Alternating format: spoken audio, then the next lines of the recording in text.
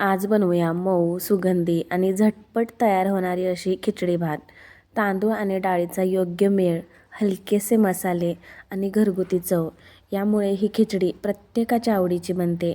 आजारी असताना किंवा हलके खायचे असेल ना, तर ही खिचडी सर्वोत्तम आहे. तुम्ही नक्की करून पहा. चला मग रेसिपी बघूया. तर लागणारं साहित्य आहे ना अगोदरच कट करून घेतलेलं आहे. जसे की कांदा, टोमॅटो, आलं लसूण पेस्ट, त्याचबरोबर कढीपत्त्याची पानं, कोथिंबीर चिरून घेतलेली आहे आणि सोबतच हिरवी मिरचीसुद्धा कट करून घेतलेली आहे. आता डाळ आणि तांदूळ घेतलेला आहे. डाळीमध्ये आहे ना मसूर डाळ थोडीशी आणि मूग डाळ असं टाकलेलं आहे. जर तुम्हाला फक्त मूग डाळ किंवा मसूर डाळच टाकायचं असेल ना, तरी तेही टाकू शकता. बटाट्याचे कापसुद्धा करून घेतलेले आहेत. स्वच्छ असं डाळ तांदूळ धुवून बाजूला ठेवून दिलेला आहे. आता देऊया फोडणी. फोडणी देण्यासाठी आहे ना गॅसवरती कुकर ठेवलेला आहे आणि 2 ते 2.5 चमचे असं तेल टाकलेलं आहे.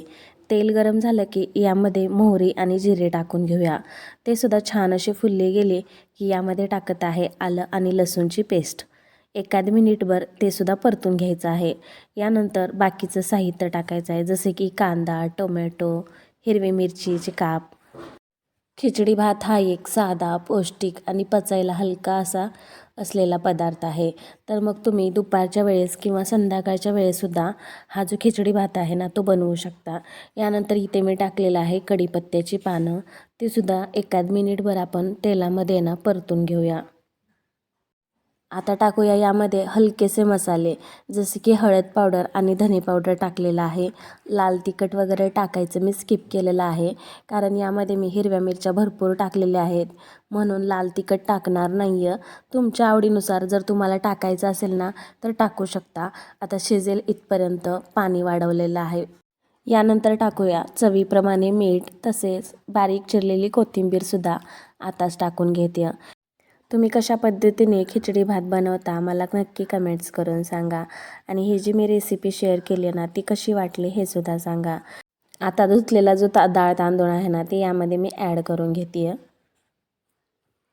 तांदूळ टाकल्यानंतर आहे ना कुकरचं झाकण लावूया आणि कुकरच्या 3 ते 4 शिट्टी करून घेऊया आणि मस्त असं झटपट, पौष्टिक आणि चविष्ट अशी खिचडी भात आहे ना 2 ते 3 शिट्ट्यामध्ये तयार होते. जर तुम्हाला खिचडी भाताची आणखीनच चव वाढवायची असेल ना तर सोबतच लोणचं आणि पापड घ्या आणि वर तुपाची धार.